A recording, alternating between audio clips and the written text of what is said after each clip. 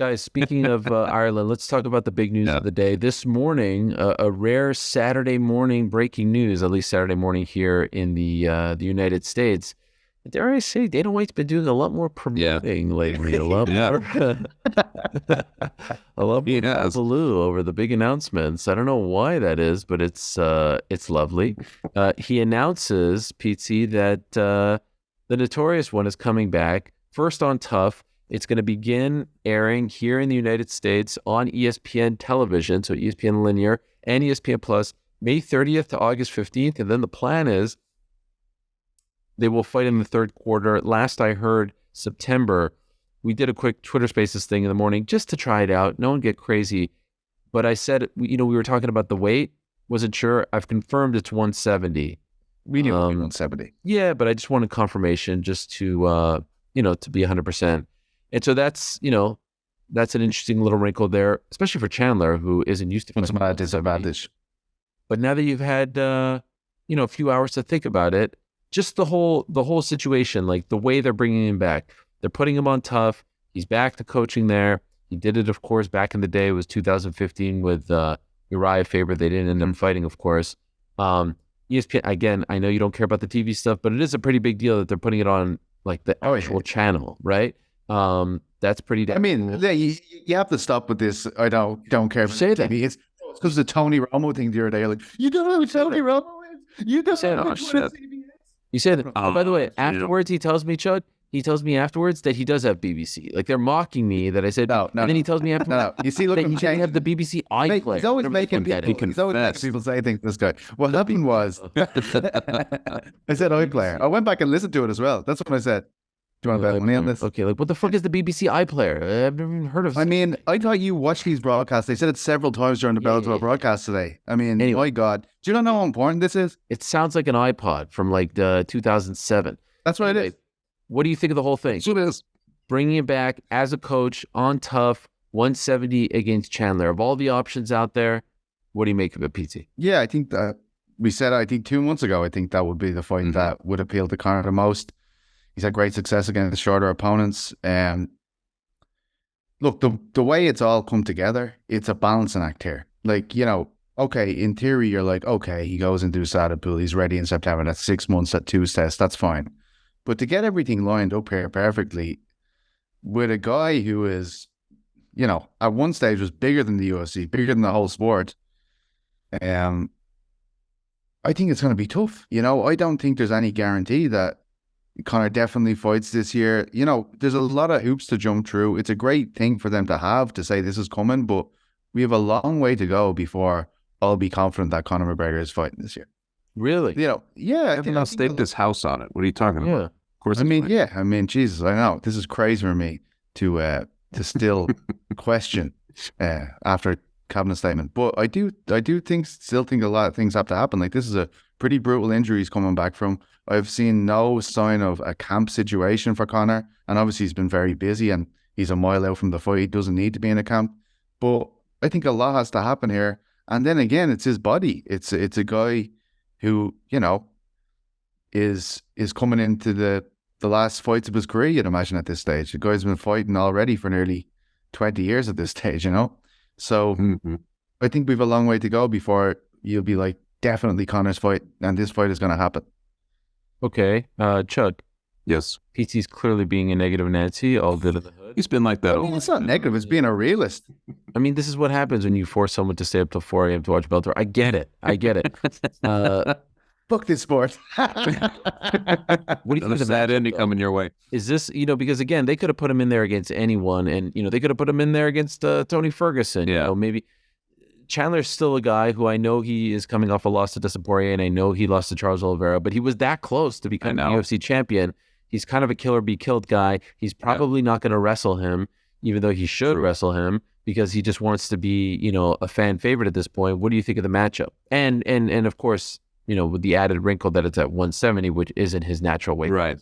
I think you nailed everything right there. I mean, it feels like an advantageous, if you were picking a fighter, if Conor was having his druthers and like, who's going to come back, who's guaranteed to be some fire, who wants to stand with me and accommodate what I want to do, it would be Chandler at this point, right? it's also like a lottery win for Chandler, given that he's 1-3 now in his last 4 fights. But but all of them are barn burners, right? Like he's going in there and he's delivering these big shows. People are talking about it. It's kind of like this crazy situation. I would have assessed at the beginning of this that this fight would never happen. It feels like they were never destined to meet. So from his point of view too, it's got to feel like, wow, this is great, regardless if it's a 170 or what, you know what I mean? So I think it's kind of a win-win in that way. The dynamic of their personalities, I have no idea if I'll actually watch this show. I feel like I'll have to like peek in at it though, just because of the drama that's going on or what's going to happen. Or I feel like we'll watch it for like the first or second week, and then it will just come. I'll watch that's probably being positive on this. I can't wait to watch it. I'm going to watch every second. Yeah, you got. I'm going to watch the podcasts that correspond with it. Troy, tell the world what your suggestion was. Let's hear it. Okay, so The Ringer is known for doing podcast reactions to TV shows. So I smartly suggested last week when we were hearing rumors of McGregor on Tough that we at The Ringer MMA show cross over into The Ringer's reality TV podcast world, and we do tough reaction shows. That we could call it the Unwatchables. Wow. By the way, Ariel's reply was, "Oh no." By the way, can I just say something? The pitch that you just gave right now was actually better than the pitch we had. Right now, if you would have just presented this to us for the first time, I actually would have stopped for a second and considered it. The text was very uninspired. You know what? I'm going to pitch this. I'm taking this to the top levels of the Ringer. I've got Bill Simmons on speed up. I'll say, look, in terms of how he's coming back, I think it's very smart. McGregor, they're going to have the biggest start they've ever had on a TV show. They're going to have cameras everywhere. I think the Conor that we all knew and love early days hasn't been seen as much over the last few years. And I think when you've got a full production team, and you can pull out his best bits and serve them up to the public, it's going to only intensify the kind of feelings for what can happen when he comes back. So from that point of view, it's perfect for Conor. It's perfect for the UFC. So I think that's a positive thing about it. It'd be interesting to see if he like generates part of his whole thing. I mean, it's so complicated now with him. Like we mentioned, every time you mention, like we're talking about Conor McGregor, there's a big complication. You have to unfold some controversial layers to it. There's some ugly things that you'd have to mention if you're trying to really be fair about the whole situation with him. But I mean, like, does a lot of that start to go away as you focus again on fighting? I wonder, like, and there's also like enough of a turnover, I feel like, that has happened in the, through the pandemic to get to this point right now, like where you're like, will there be like a whole new replenishment of fans that are just kind of discovering him in some sense? It'd be interesting to see how this all kind of plays out. You know what I mean? Like those are the things. He used to show up to every fight in such a different form. And part of it was like, oh, what's he going to do this time? What's he going to do this time? I feel like a lot of that's been lost, but this is a good vehicle for him to maybe regain something like that, right? Like, or to try that out again. I also got to feel like less is more, though, right? Because I feel like, especially with him, because he is a star, and because he does use social media a lot, you want to keep the mystery and the intrigue high, and just having him on a show. And I don't know, maybe I'm completely wrong. I don't know, but I often feel like historically, by the time we got to the finals or the coaches fight on Tough, like I was kind of tired of them. Right? Like we just saw them, that isn't that the whole That is thing? true. Like, you want them to go away, and then you want them to appear a couple of interviews or press conferences, and then fight week, it's a crescendo, and then boom. There's a chance that like the chemistry isn't great. There's like all that stuff just kind of goes away. Yeah. Well, it's one of the many reasons why I think that the Tough model and the Tough formula has, has dried out. It's very outdated, but maybe there's I don't know, a larger plan here. Look, I'd agree with you if this was McGregor at the height of his power. If this was McGregor, even, ahead of Cerrone fight, none of that was necessary because he's coming back. There was only really the Khabib thing. Mayweather was so big, it was a win for him despite it being a loss. But right now we're coming into a situation where we haven't seen this guy win for a while. There's negative headlines about this guy, constant really for a long time. Well, not constant, but there always seems to be something floating about.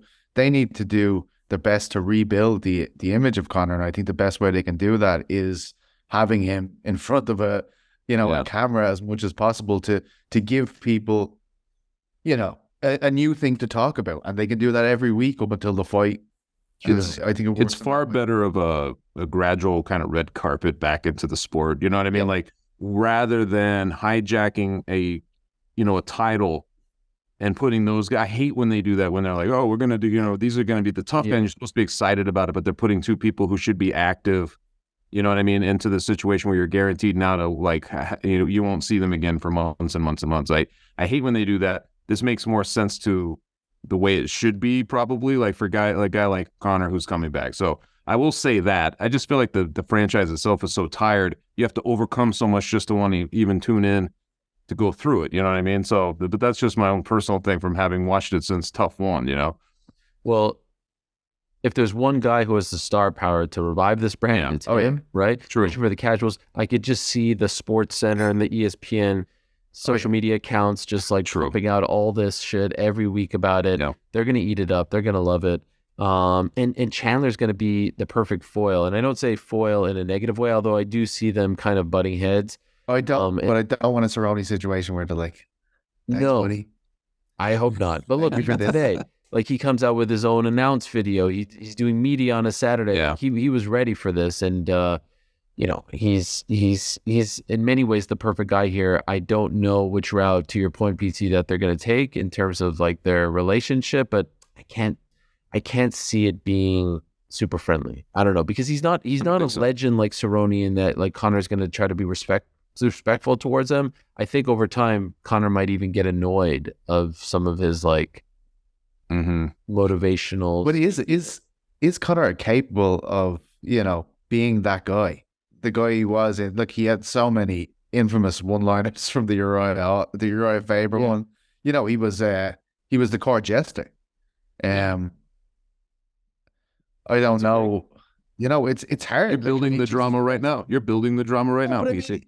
Like, it got to a stage where Conor was so good at, I'd be talking to you guys like it's like a full stand-up routine nearly every time he gets on stage, and he was what you're doing it. Like, this went on for so long.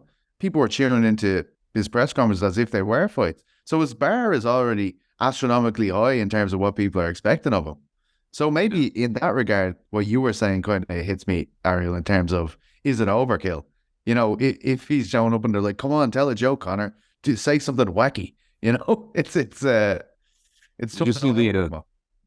you see the Jake Paul tweet where he's like, boxing should be more like MMA fans or whatever? Yeah. And that was pretty good. Because I was like, we've talked about this before too, and I was like, that's really true. People aren't even really thinking about it from the wins and losses and all that stuff. They're just thinking about these two names, this comeback. He's 100% right, though. Yeah. He's 100% exactly. Right. Like, exactly. We were talking today, right before this, if Serrano would have lost, could they have made, the Katie Taylor fight? If it's that same scenario in MMA, they're making that fight, right? Right. It's not. It doesn't feel like the same thing, and it's not even the same weight class. But he's 100% right, and that's one of the things I love about MMA fans. I mean, we've talked about Nate Diaz having double-digit losses. Look at the fan favorite that he is.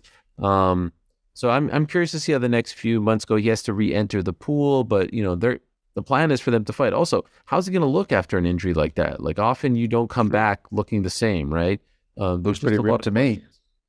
Yeah, I mean, how's he gonna fight? The satin sheets thing, like, can he prove that he still has that same desire? And watching the BT Sport posted a couple of clips from that Uriah Faber season, and he's sad seeing Artem in there, seeing the old guy. Like, is Owen Roddy gonna be there? Is Kavanaugh gonna be there? Is it gonna be the same old crew? It's certainly not gonna be, Artem. So I'd bet me house on John being there.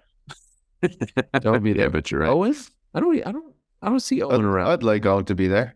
I'd love for him to be there. Have you talked to him recently? I talked to him at the last Bellator event. I saw him there. He was in great form. There with the whole family. The red carpet was rolled out for Rowdy. Legends. Is there such a thing, though? I was going to say, is there such a thing as Mystic Mac anymore? Do you think that that's still there? It's so weird because I was thinking about that. Part of it, man, was like that he felt like he had something to him in this bizarre way, like the one punch of Aldo. Even on the thing we were just talking about with the basketball thing, where he throws up that shot, it goes in, and of course it goes in. Of course it goes in for Conor. It just seemed like he couldn't miss. I know, it was weird. It was weird. I've never seen anything. Part of his run is just the improbability of everything that was happening to him. But I feel like ever since kind of like the Floyd Mayweather thing, it's a series of non-magical things. You know what I mean? Like, especially when his leg is compromised in that last fight and he's sitting there, and I was like, it felt like all magic had drained out of whatever the Conor McGregor thing was. You know what I mean? That's something else too. I'm like, can he get that back? Is that even like reattainable? Like, can you have that again? I'm not even sure, man. But he genuinely was magical though. Like at the height of his power, people overlook how brilliant that was. You know, like that run he had, the Midas touch. You know, nothing. Like I saw the guy could barely walk, and he went in there and did that against Mendes. I was in that Mac match beforehand, and I think 4 times before that fight, we thought we were going home. It was called off. Many times doctors are told not to go in, and then he goes in and pieces him up, and then a few months later he does Aldo the way he did. Like this is like everything that's happened has made people forget, I think, about that, what happened there. If we were there and we saw it and there's been nothing like it, what happened there's been nothing like that guy. And so when you're constantly comparing the newest version of Conor to a thing that only ever happened once in the sport, he's never going to win. Like, he's never going to be that again. Like, I've had to make peace with that probably more than everyone. You know, this is you know, an Irish superstar, a guy that, you know, was representing the nation. Everyone's so proud of him. You know, it's nearly like this, you know, Katie Taylor situation. Like, it's impossible to stay up there forever. And especially in the fight game, right? Especially in the fight game. 100%. You can't make that many correct decisions consecutively in the fight. Right. You know, you just can't. There's an element of luck too. You know what I mean? You got to have some luck through a process like that. But, and yeah, I was only just remembering, like, it's kind of like you forget, or you put aside how crazy that magical run was. Sometimes you forget just how crazy that time was, and how it felt like he could just basically do anything at that point. But yeah, it'd be interesting to get him back in the sport and see like what exists of that, what's left of that.